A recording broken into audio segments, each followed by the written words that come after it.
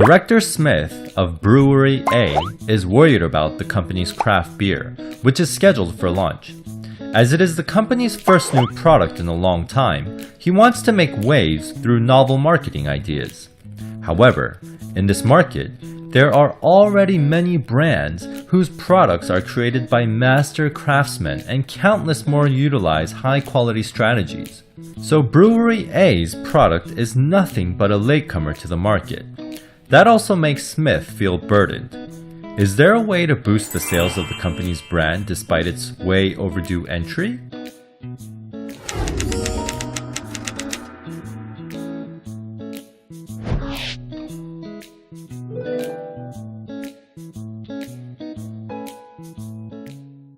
Professor Neeru Paharia of Georgetown University's McDonough School of Business claims that the story of an underdog that tries its best can create deeper loyalty than that of an overdog. In her article on MIT Sloan Management Review, she wrote about a unique strategy that underdog companies could try and a particular story of a brand that became successful by using this strategy. That brand was the American beer Samuel Adams, which was first launched by Boston Beer in 1984. At the time, this product only accounted for 1.3% of the American beer market. It was the underdog of underdog brands. However, the company received more attention with its drastic move, which wasn't like an underdog at all. It singled out Anheuser-Busch, a leading company in the American beer market, as its competitor. At the time, with its national beer Budweiser, the company boasted 50% market share. But Boston Beer still launched Samuel Adams. What was the point? The truth was, the company wanted to become an underdog on purpose. First off, Boston Beer intentionally compared its new product, Samuel Adams, with Anheuser-Busch's products. The purpose was to make people think that both companies were competing against each other. Actually, the newly launched Samuel Adams wasn't even comparable to Budweiser. However, James Koch, the founder and CEO of the company, compared the two products often in interviews.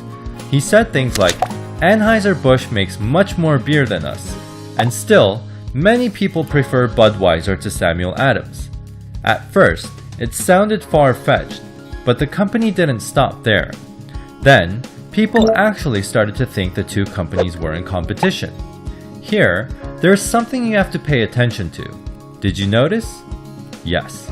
The company made sure that Anheuser-Busch was the overdog in the market. Boston Beer ignited the competition between them, but it did not try to establish superiority. In actuality, the company tried to showcase their shortcomings instead. Why in the world would a company want to be an underdog? It was to take advantage of the psychological tendency for people to root for the weak. It stimulated compassion, putting customers in its corner. As such, Boston Beer made the competition seem unfair and collected many sympathy votes.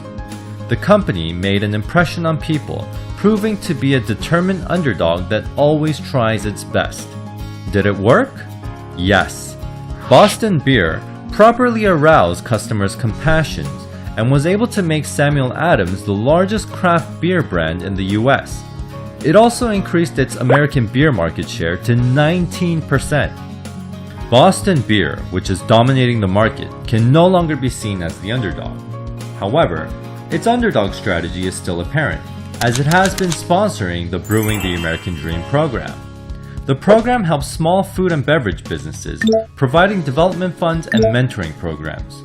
It takes the side of all underdogs, promising not to forget past struggles and tough times. This is one of the reasons why consumers continue to root for Boston Beer.